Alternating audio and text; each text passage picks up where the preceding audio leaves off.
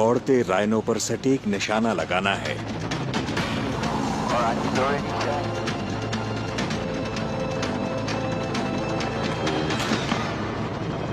Dart निशाने पर लगा। अब देखिए राइनो बिल्कुल नीचे खड़ा है हेलीकॉप्टर के। डार्ट उसे लग चुका है। हेलीकॉप्टर राइनो से दूरी बनाए हुए है ताकि राइनो उससे डर ना जाए। जिस राइनो को डार्ट लगा है वो पीछे वाला है। देखिए उसकी पूंछ नीचे होने लगी है, उसकी गर्दन नीचे हो गई है। देखिए उसकी पूंछ बिल्कुल गिर गई है, जबकि उसके आगे वाले की पूंछ घूमकर पीठ पर लगी हुई है। इससे पता लगता है कि दवाई का असर शुरू हो गया है।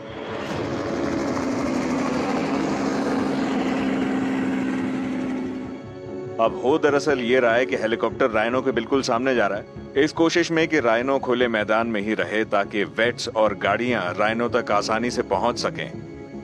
अगर राइनो किसी खड्डे में या झाड़ी में बेहोश हो गया तो मुश्किल हो जाएगी। ये राइनो अब बेहोश होने की कगार पर है। देखिए उसके आगे के पैर कैसे डगमगा रहे हैं, और वो जो मादा है इसके साथ, वो इसे अकेला छोड़कर नहीं जाना चाहती। हम अगर अपना काम शुरू कर देते हैं और वो आसपास रही तो मुश्किल हो जाएगी। देखिए अब राइनो बिल्कुल सड़क पर बेहोश हो गया है, मगर दिक्कत यह है कि एक मादा उसका पीछा नहीं छोड़ रही है, और इस आकार की मादा इंसानों को बहुत नुकसान पहुंचा सकती है। मादा को भगाने के लिए हमें हेलीकॉप्टर चाहिए। अगर हम उसे हटाए बिना राइनो के पास गए तो वो हम पर हमला कर देगी। वक्त कम है और दवाई का असर शुरू हो चुका है। हमारे पास सिर्फ 15 मिनट हैं और हम अपना कीमती वक्त मादा को भगाने में बर्बाद कर रहे हैं। हम नहीं चाहते कि दोनों में से किसी भी राइनो को किसी तरह की तकलीफ हो। हमें डर है कहीं ये किसी गाड़ी से न टकरा जाए या खुद को चोट न पहुंचा ले।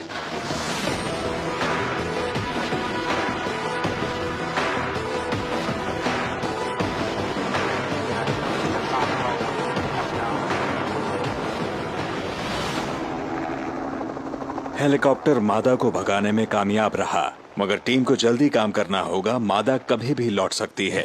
वेट्स राइनो की तरफ दौड़ रहे हैं। पहली बार उसे देखेंगे, मगर पहला काम वो ये करेंगे कि उसकी आंखें ढकेंगे। इस दवाई का ये असर भी होता है कि इससे आंखों के प्यूपिल्स डायलेट हो जाते हैं, तो इसकी आंखों को नुकसान हो सकता है अगर आंखें खुली रहेंगी पूरी तरह डायलेटेड। आप देख सकते हैं सब कितनी फटाफट काम कर रहे हैं। वक्त का ध्यान रखना बहुत ज्यादा जरूरी होता है। इन्हें 15 मिनट में अपना सारा काम निपटाना होगा। ये लोग राइनो के कान में सॉक्स लगा रहे हैं ताकि वो ये सब आवाजें सुनकर स्ट्रेस में ना आ जाए। अब इसे धकेल कर लेटाया जाएगा। हमें इसे एक साइड पर लेटाना होगा। हालांकि सीधे लेटना इसके रेस्पिरेटरी ट्रैक्ट के लिए अच्छा है, मगर इसके पैरों में खून का रिसाव बंद हो सकता है, जिससे इसका उठ खड़ा होना बहुत मुश्किल हो जाएगा। देखिए वो मादा अब भी यहाँ आने की कोशिश में है। उसे यहाँ से दूर रखना बहुत ज्यादा जरूरी है, उसके और हमारे दोनों के भले के लिए। अब डिलन इसके ऊपर थोड़ा पानी डाल रहे हैं। इस तरह बेहोश होने पर इनका शरीर बहुत ज्यादा गर्म हो सकता है। हम सुनिश्चित कर रहे हैं कि ये ठंडा और गीला रहे। ये इसकी सेहत के लिए बहुत ज्यादा जरूरी है। कैरन कुछ मेजरमेंट्स ले रही हैं, इसके होंठ की चौड़ाई वगैरह। इस वक्त यहाँ हर कोई बिल्कुल फोकस्ड है। सबसे पहले बायोप्सी सैंपल लिए जाएंगे, जिससे इनके जेनेटिक डेटाबेस में मदद मिलेगी। जैसे जैसे इन्हें यहाँ से हटाया जाता है या इनकी ब्रीडिंग की जाती है, खून निकाला जाता है, जिससे इन्हें डीएनए मिल जाएगा। और दवाई का असर खत्म करने के लिए राइनो को एंटीडोट का एक छोटा इंजेक्शन दिया जाता है। आखिर में सबसे जरूरी काम, इसके कान के पीछे की खाल और सींग में माइक्रोचिप्स लगाई जाएंगी। यहाँ जमा की गई हर जानकारी को पोचिंग के खिलाफ इस्तेमाल किया जाएगा। इससे पोचर्स अपने काम से बाज नहीं आएंगे। लेकिन अगर इस राइनो का अवैध शिकार किया गया और इसका सींग पकड़ा गया, तो ये पता लगाना आसान हो जाएगा कि ये सींग कहाँ से आ रहा है।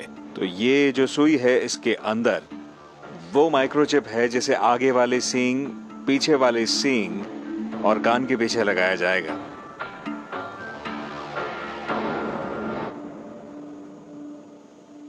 इस सींग के छेद को वुड ग्लू से भर दिया जाएगा और ऊपर जरा सी मिट्टी लगा दी जाएगी, और इस माइक्रोचिप के जरिए हम इस सींग को हमेशा के लिए ट्रैक कर सकते हैं। ये माइक्रोचिप उसके शरीर में लगाया जा रहा है ताकि अगर इसकी मौत हो जाए और सींग चोरी हो गया तो आपको पता लग सकता है कि ये एग्जैक्टली कौन सा राइनो था। ये देखकर बड़ी हैरानी होती है कि ये सब काम सिर्फ 15 मिनट में पूरा करना होता है। सब बहुत जल्दी काम करते हैं और बहुत से लोगों को अंदाजा तक नहीं कि कंजर्वेशन के काम में ये सब भी होता है। राइनो की ब्रीदिंग अब बिल्कुल अलग होने लगी है। कुछ ही मिनटों में इसे फुल एंटीडोट दिया जाएगा और कुछ ही देर में ये खड़ा हो जाएगा और यहाँ से चला जाएगा। उस चिप से इसे कोई फर्क नहीं पड़ेगा और उम्मीद है कि ये एक लंबे समय तक जिएगा। हम इस राइनो को उठाने की तैयारी कर रहे हैं। ऑब्वियसली जितनी जल्दी उसे उठाएं उतना बेहतर होगा।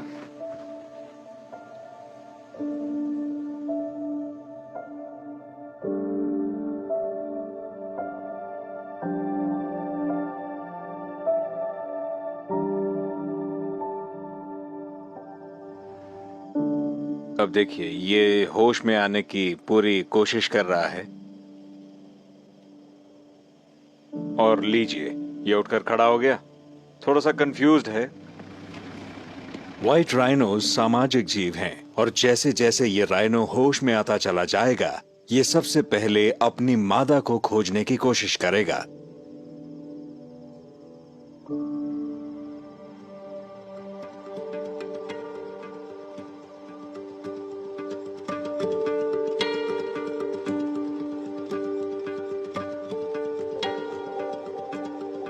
इनकी मदद करने के लिए शुक्रिया के तौर पर हमें इनकी जिंदगी में झांकने का मौका मिल जाता है। बहुत से लोग ऐसा कहते हैं कि एक जानवर को बचाने से ज्यादा फर्क नहीं पड़ता है।